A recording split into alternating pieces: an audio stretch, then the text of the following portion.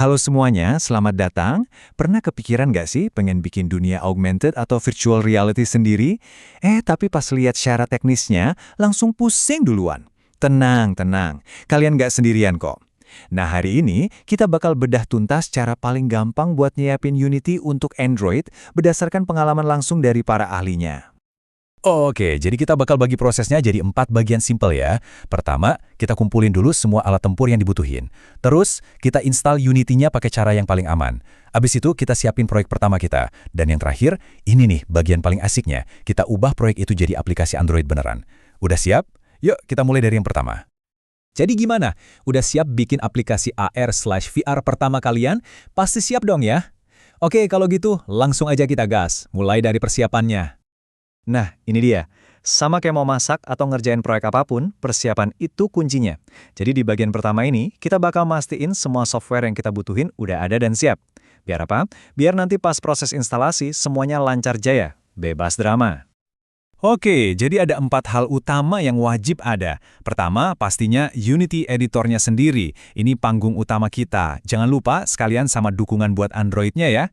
Kedua, ada Android SDK dan JDK. Gampangnya, ini tuh kayak kamus penerjemah, biar aplikasi kita nanti bisa ngobrol sama HP Android. Ketiga, kita butuh aplikasi 3D Builder, contohnya kayak SketchUp atau Blender, buat bikin model-model 3D-nya. Dan yang terakhir, Code Editor, misalnya Visual Studio Code, buat nulis otak dari aplikasi kita nanti. Nah, ini nih pertanyaan yang sering banget muncul. Unity kan versinya banyak banget, terus kita harus pilih yang mana? Jawabannya, mungkin sedikit di luar dugaan kalian. Dan ini dia tips emasnya. Kalau spek laptop kalian itu, ya katakanlah bukan spek sultan atau gaming dewa, jangan maksa pakai versi paling baru. Serius, justru milih versi Unity yang sedikit lebih tua itu bisa jadi langkah paling cerdas. Kenapa? Biar kita terhindar dari lag atau nge-crash yang bikin frustrasi. Terus kenapa harus Unity 2018? Ada 2 alasan utama. Pertama, versi ini tuh baik hati banget sama hardware yang speknya pas-pasan. Sekelas Core i5 sama RAM 4GB juga masih ngangkat. Kedua, dan ini penting banget buat pemula. Versi 2018 ini masih nyambung sama banyak aset gratisan yang legendaris. Contohnya kayak Standard Assets sama Lian Touch. Aset-aset ini tuh ibaratnya jalan tol buat kita yang baru mulai. Tapi sayangnya, di versi-versi baru udah nggak didukung lagi. Oke, alat-alatnya udah kita list. Sekarang waktunya instalasi.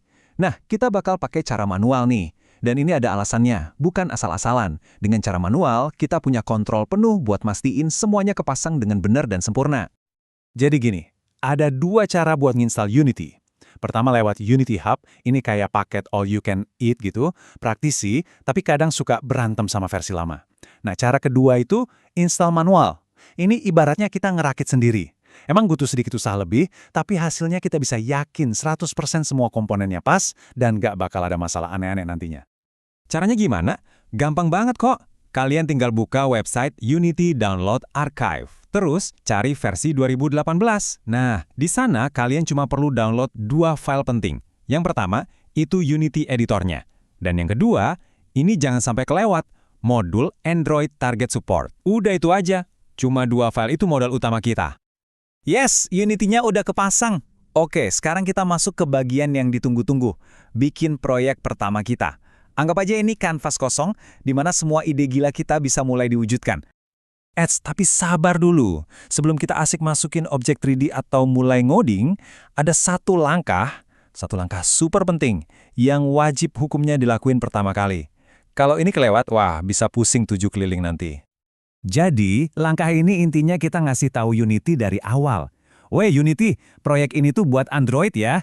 Caranya gampang, tinggal masuk ke menu File, terus Build Settings, pilih Android dari daftar, terus klik tombol Switch Platform. Nanti Unity bakal kerja sendiri, ngatur ulang semuanya biar pas buat mobile. Oke, platform udah kita set ke Android. Nah, biasanya disinilah titik rawan para pemula. Banyak yang nyangkut pas ngurusin Android SDK. Tapi tenang, kita punya solusinya. Jadi, masalahnya tuh gini. Nyari dan nginstal SDK manajernya doang, itu seringnya bikin emosi. Versi yang lama suka nggak cocok sama Java yang baru, ujung-ujungnya malah muncul error aneh-aneh yang bikin bingung. Bikin pengen banting laptop deh. Dan ini dia jurus jitunya. Cara paling gampang buat ngatasin ini adalah dengan nginstal Android Studio. Loh, kok Tenang, kita nggak akan pakai programnya kok. Kita cuma mau nyolong SDK Managernya aja. Jadi tinggal buka SDK Managernya, copy alamat lokasinya, terus paste di pengaturannya Unity. Udah deh gitu doang. Masalah SDK, langsung beres. Oke, semua bagian teknis yang ribet-ribet udah lewat. Kita udah di garis finish nih. Sekarang waktunya kita ubah proyek kosong kita ini jadi file aplikasi Android, ya file.apk yang bisa kita install di HP. Buat ngetes, kita coba build yang simple aja. Coba deh masukin satu objek 3D apa aja, misalnya kubus deh, ke dalam scene kita. Kalau udah, kita balik lagi ke build settings. Pastiin scene yang lagi kita buka udah ditambahin ke daftar, terus tinggal klik build. Nanti Unity yang bakal ngerjain sisanya, ngubah semuanya jadi satu file aplikasi. Dan ceng-ceng, berhasil. File.apk kalian udah jadi, siap dipindahin ke HP Android buat dicoba langsung. Keren banget, selamat, kalian baru aja nyelesain semua prosesnya, dari nol sampai jadi aplikasi pertama. Nah, sekarang fondasi kalian udah kuat banget nih. Semua alat yang dibutuhin udah ada di tangan. Pertanyaannya sekarang bukan lagi gimana caranya, tapi dunia baru seperti apa yang bakal kalian ciptain. Kanvas AR dan VR udah terbentang luas di depan kalian. Selamat berkarya!